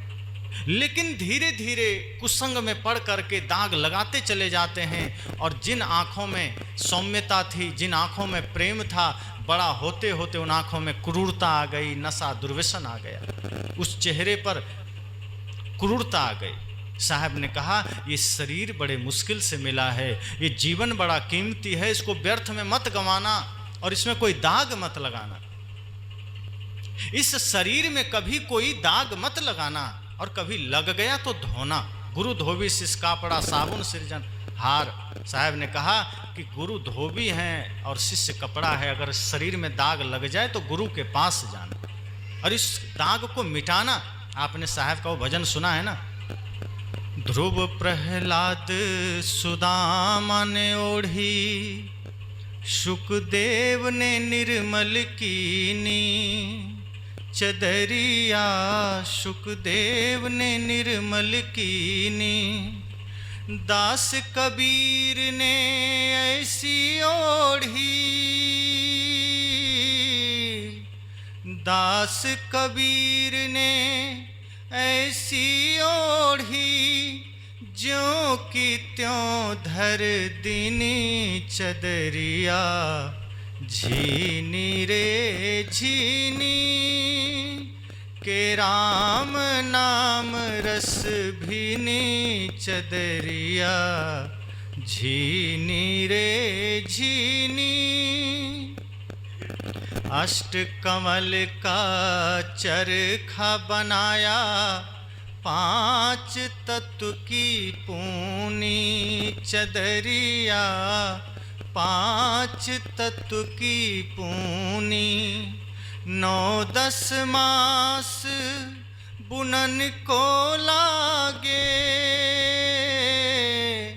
9-10 मास बुनन को लागे, मूरख मैली कीनी, चदरिया झीनी रे झीनी के राम नाम रस भीनी, चदरिया झीनी रे झीनी। जब मुरी चादर बन घर आई, रंग रेज को दीनी, चदरिया रंग रेज को दीनी, ऐसा रंग रंगा रंग रेज ने, ऐसा रंग रंगा रंग रेज ने, लालों लाल कर दीनी, चदरिया झीनी रे झीनी के राम नाम रस भीनी, चदरिया झीनी रे झीनी। साहब ने क्या कहा कि शरीर रूपी चादर मिला, सबने ओढ़ा, और सदगुरु ने इस शरीर रूपी चादर को रंगा भी, लेकिन हमने फिर इसमें दाग लगा दी। कौन सा दाग लगाया? जैसे कपड़े में कोई दाग लग जाए, लाल पीला काला, तो आपके पास बहुत साधन है, बाजार में कई केमिकल्स हैं, साबुन हैं, आप लगाते हैं, छुड़ा देते हैं, नहीं छूटता है धोबी को दे देते हैं, वो छुड़ा देता है। साहब कहते हैं यहाँ जो दाग लगा है वो इसमें नहीं लगा है, वो आपके शरीर में अर्थात आपके जीवन में लगा है, आपके मन में लगा है। और वो दाग क्या है? वो काम का दाग है, क्रोध का दाग है, ईर्ष्या का दाग है, लोभ का दाग है, झूठ का दाग है, भ्रम का दाग है। साहब कहते हैं इस दाग को कैसे छुड़ाओगे? तो इसी के लिए साहब उत्तर देते हैं कि सदगुरु के सानिध्य में, संतों के संग में ये दाग छूटेगा। और इसका प्रमाण ये है कि ध्रुव ने छुड़ाया, प्रहलाद ने छुड़ाया, सुदामा ने छुड़ाया। और साहब तो कहते हैं मैंने तो इस शरीर को ज्यों के त्यों छोड़ दिया, मैंने दाग लगने ही न दिया। प्रकृति ने जैसा दिया था मैंने वैसा ही लौटा दिया, मैंने कोई दाग लगने ही न दिया। यही चेष्टा हम सबको करनी है कि शरीर हम सबको मिला है, एक दिन मृत्यु आएगी और छीन लेगी। कितना भी आप कोशिश करिए, बच नहीं सकते। साहब कहते हैं इसलिए इससे पहले कि मौत आकर के आपसे इस शरीर रूपी चादर वापस ले ले, इसको दाग से मुक्त कर देना। क्योंकि जो दाग आपने लगा दिया है, ईर्ष्या का, द्वेष का, लड़ाई का, झगड़ा का, नफरत का, घृणा का, तमाम दाग लगा दिया। दिन रात परिवार में है, दाग लगते रहते हैं। कभी किसी से गुस्से में बात कर लिए, किसी से नफरत कर लिए, कहीं हिंसा का भाव आ गया, कहीं छल का भाव आ गया। साहब कहते हैं समझना ये सब दाग ही तो हैं जो आप जीवन में लगाए जा रहे हैं। इसलिए इन दाग को छुड़ा लेना, मृत्यु को सौंपने से पहले इस शरीर को दाग से मुक्त कर देना। जैसे आप किसी से कभी कोई गाड़ी मांगते हैं कि भाई साहब आप गाड़ी दे दीजिए, हमको बड़ा ज़रूरी है, बाज़ार जाना है। वो आदमी आपको गाड़ी दे दिया और क्या कहा कि देखो भाई गाड़ी तो दे रहे हैं लेकिन जैसा है वैसा ही देना। और आप ले गए और कुछ खराबी आ गई, आप क्या करेंगे? खराब गाड़ी दे देंगे कि बनवा के देंगे? बना के देंगे ना, कि जैसा उन्होंने दिया था मुझे वैसा ही देना है, खराब नहीं देना है, क्योंकि वो लेगा ही नहीं खराब। और शरीर प्रकृति ने दिया था कैसा? देखिए बच्चों को, ना उसमें झूठ है, ना छल है, ना प्रपंच है, ना हिंदू मुसलमान का भाव है, ना चोरी है, ना नशा है, ना मांस है, कुछ नहीं। जब प्रकृति से वो बच्चा धरती पर पहला कदम रखता है तो देखिए वो कितना शुद्ध भगवान का रूप है। ना नशा की आदत है, ना झूठ बोलने की आदत है, उस वक्त कुछ है ही नहीं। धर्म कर्म कुछ ना थे जब जहां में आए थे। जब इस धरती पर आए थे तो ना धर्म था, ना कर्म था, ना पाप था, ना पुण्य था, कुछ भी तो नहीं था। जब पाप ही नहीं था तो पुण्य की चाह क्यों होगी? जब अधर्म ही नहीं था तो धर्म की कोशिश क्यों होगी? कोई प्यासा हो तब तो पानी पिएगा, और प्यासा नहीं हो जबरदस्ती आप पानी पिलाएं। अब मान लीजिए यहाँ कोई आदमी प्यासा नहीं हो, पानी भर पेट पी लिया है, अब फिर भी आप जबरदस्ती उसको में पानी डालें तो धन्यवाद देगा कि गाली देगा? धन्यवाद तो नहीं दे सकता है। प्यासे को पानी पिलाइए तो धन्यवाद मिलेगा, और प्यासा ही नहीं जबरदस्ती पानी पिलाइए तो गाली मिलेगी। साहब ने कहा कि जिसके अंदर पाप ही नहीं था वो क्यों पुण्य की तलाश करेगा? वो बच्चा प्रकृति का जीता जागता भगवान स्वरूप है, और धीरे धीरे कुसंग में पड़ करके झूठ बोलना सीखा, धीरे धीरे छल सीखा, कपट सीखा, चोरी सीखा, हिंसा सीखा। फिर आपने उसे बताया कि तुम हिंदू हो, तुम ब्राह्मण हो, तुम क्षत्रिय हो, तुम यादव हो। फिर आपने उसको सिखाया ये तुम्हारा खेत है, ये जमीन है, ये माता है, पिता है, दादा है, दादी। आपने सारे मायावी पदार्थों से उसका परिचय करवा दिया। जो शुद्ध रूप में धरती पर आया था आपने उसका जीवन बिगाड़ दिया। काश आप उस समय परिचय कराए होते कि तुम शुद्ध चेतन आत्मा हो, तुम इस भारत भूमि में जन्म लिए हो। या तो मोटे तौर पर आप ये कह देते कि तुम ना हिंदू हो ना मुसलमान, तुम भारतीय हो। ये दादा दादी के साथ साथ आप भगत सिंह से भी परिचय करा देते, राम जी से भी परिचय करा देते, कबीर से भी परिचय करा देते, बचपन में ही उसको चंद्रशेखर आज़ाद की कहानियाँ पढ़ा देते, महाराणा प्रताप की कहानियाँ पढ़ा देते, बचपन में ही उसे वीर शिवाजी की कहानियाँ पढ़ा देते, नेताजी सुभाष का जीवन दर्शन पढ़ा देते। निश्चित कहता हूँ, जिस दिन माता पिता अपने बच्चों के बचपन में ही इन महापुरुषों की जीवनियाँ पढ़ाने लग जाएंगे, घर घर में पुनः श्रवण कुमार का जन्म होने लग जाएगा। और यदि आप ऐसा नहीं करते हैं तो आपके घरों में मेघनाद जन्म लेगा, श्रवण कुमार तो जन्म नहीं लेगा। और फिर श्रवण कुमार जो आपको तीर्थों की यात्रा करा सकता है, ऐसा पुत्र जो आपको कांवर में लेकर के 4 धाम ले जा सकता है, अगर आपने मेघनाद को जन्म दिया है तो आपको वृद्धाश्रम भेजेगा, वो 4 धाम नहीं ले जाएगा। इसलिए ध्यान देना। साहब ने कहा ये जीवन बड़ा कीमती है, इसको छल में मत बिताइए, हिंसा में मत बिताइए, बालात किसी को अधर्म करने के लिए मजबूर मत करिए। आप खुद प्रेम में जीवन बिताइए, दूसरों को भी प्रेम की शिक्षा दीजिए। ज्योति से ज्योति जगाते चलो, प्रेम की गंगा बहाते चलो, राह में आए जो दीन दुखी, सबको गले से लगाते चलो। यही जीवन का सबसे बड़ा सार है, यही जीवन की उपलब्धि है। तो सदगुरु कबीर का आज यह पद जो है तो मुसलमानों के लिए, क्योंकि साहब सबको कहते थे, किसी को छोड़ते नहीं थे कि कहीं जहाँ जिस घर में रह रहे हैं या किसी से मित्रता है तो उसकी बुराई को छोड़ देते थे, ऐसा नहीं। निष्पक्ष संत थे, उनका काम ही था जहाँ गलती है उसको कहना, उसको ठीक करना, जहाँ बुराई है उसको ठीक करना। इसलिए उनके पास हिम्मत बहुत थी, वो निर्भय पुरुष थे। इसलिए मुसलमानों के लिए तो कहा, लेकिन इसमें पूरी मानवता के लिए। ऐसा नहीं है कि मुसलमान हिंसा करते हैं तो वो दोषी और हिंदू करेंगे तो वो दोषी नहीं। मुसलमान झूठ बोलते हैं तो वो दोषी और हिंदू झूठ बोलें तो दोषी नहीं है। इसका ये मतलब नहीं है कि ये उपदेश सिर्फ मुसलमानों के लिए, ये समस्त मानव के लिए। साहब कहते हैं कोई भी आदमी गलत करेगा तो वो नरकगामी बनेगा, वो नरक का दुख भोगेगा। और नरक कोई मरने के बाद नहीं। किसी ने साहब से पूछा, साहब आप कहते हैं नरक मिलेगा, स्वर्ग मिलेगा, तो ये स्वर्ग नरक क्या है, बाहर कहीं है क्या? साहब ने कहा नहीं,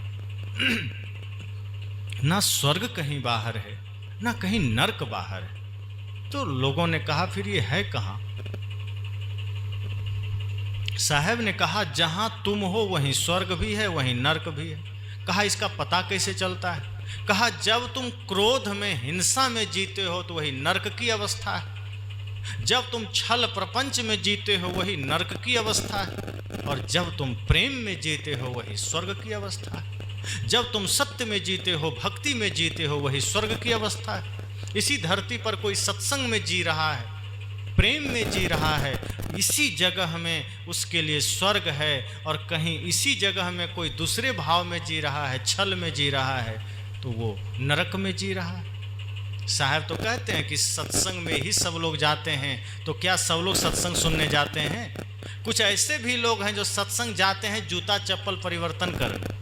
बहुत से ऐसे लोग हैं जो वो जाते हैं कि चलो किसका बढ़िया चप्पल है, नज़र मारा और पहन के निकल लिया। तो सब लोग सत्संग सुनने ही नहीं जाते हैं। कुछ ऐसे भी लोग हैं जो सत्संग इसलिए जाते हैं कि उसको नया चप्पल मिल जाता है, और कहीं साल में वो 4-5 सत्संग में चला गया तो उसका जूता चप्पल कभी पुराना नहीं होता है, उसका हमेशा नया रहता है। तो साहब कहते हैं वो आदमी हमेशा सत्संग सुनने ही थोड़े जाता है। अब जो इस भाव से सत्संग में जा रहा है तो उसके लिए तत्काल भौतिक दुनिया में चकाचौंध में तो लगता है हम सुख में आ गए, लेकिन साहब कहते हैं वो सबसे बड़ा नरक उसका शुरू होने वाला है, सबसे बड़ा दुख उसका शुरू होने वाला है। और उसका पता उसे तब चलता है जब वो कुछ करने लायक नहीं रहता है। इसलिए साहब कहते हैं कि आप जब प्रेम में जीते हैं वही स्वर्ग है, आप जब क्रोध में जीते हैं वही नरक है। तो नरक अगर भोगना है तो क्रोध करिए, छल करिए, प्रपंच करिए, और स्वर्ग का जीवन जीना है, शांति का जीवन जीना है तो सदा प्रेम में रहिए, सत्य में रहिए, क्योंकि कब किससे कौन बिछुड़ जाए कौन जानता है। इसलिए साहब ने कहा मुसलमानों संभल जाओ, ऐसा मत करो, खुदा के नाम पर हिंसा मत करो, खुदा के नाम पर धर्म परिवर्तन मत करो, नहीं है, जिस खुदा का तुम रंग रूप नहीं जानते हो, जिसका तुम्हें आगमन प्रस्थान का ज्ञान नहीं है, जिसका दरबार का तुम्हें पता नहीं है, तुम उसकी चर्चा कैसे कर रहे हो? साहब कहते हैं सच तो यह है कि तुम्हें खुद का परिचय नहीं है। सबसे पहले तुम खुद का परिचय पता करो कि मैं कौन हूँ। जो आदमी ये जान लिया कि मैं कौन हूँ, वो जान लेगा भगवान कौन है और खुदा कौन है। इसलिए साहब की इस वाणी को हम सबको अपने हृदय में उतारना चाहिए, प्रेम से, श्रद्धा से, क्योंकि सदगुरु कबीर किसी के लिए कभी भी भ्रम की बात नहीं करते हैं। वो कहते हैं कि भले ही मेरे पास 2 ही लोग आना, लेकिन मैं वो बात नहीं करूँगा जो तुम्हारे मन को अच्छा लगे, जो आपके लिए अच्छा हो, मैं वो बात करूँगा। मन को अच्छा लगने वाला तो बहुत जगह है। मदारी के पास जाइए, जादूगर के पास जाइए, वो जादू दिखा के आपको मनोरंजन कर देगा। साहब कहते हैं मेरे पास मनोरंजन के लिए मत आना, मेरे पास आत्मरंजन के लिए आना, और मैं वही सत्य बात करूँगा, भले ही तुम्हें बुरा लगे।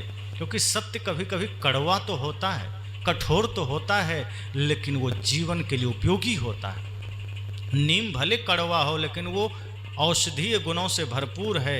इसलिए साहब ने कहा, मुल्ला साहब तुमको बात तो तीखी लगेगी, काजी साहब तुमको चोट तो लगेगी, लेकिन सच यही है कि तुम लोग धर्म के नाम पर छल कर रहे हो, तुम लोग धर्म के नाम पर दुनिया को बेवकूफ़ बना रहे हो। इसलिए खुदा का पता करना छोड़ो, खुदा के नाम पर हिंसा करना छोड़ो, अपने मन वाणी को निर्मल करो। मैं कौन हूँ इसको जानो, खुद को जान लिया तो खुदा को जान लिया। और जब तुम खुदा के पीछे भागना छोड़ दोगे तो तुम्हें सभी प्राणियों में खुदा का दर्शन होगा, और फिर तुम हत्या नहीं करोगे। जब सब में खुदा का दर्शन होने लगेगा तो किसको गाली दोगे? गाली तो हम तभी देते हैं जब सामने दुश्मन नजर आता है। जब हम सब में भगवान का दर्शन करने लग जाएं, जब हमें हर व्यक्ति में परमात्मा का दर्शन होगा, तो हम किससे छल करेंगे? फिर हम किसको गाली देंगे? हम किसकी हत्या करेंगे? फिर तो हमें प्राणी मात्र के प्रति प्रेम होगा, प्राणी मात्र के प्रति समता, मैत्री, करुणा का भाव होगा। यही भाव हम सबको अपने जीवन में जागृत करना है। बस आज इसी के साथ वाणी को विराम देता हूँ।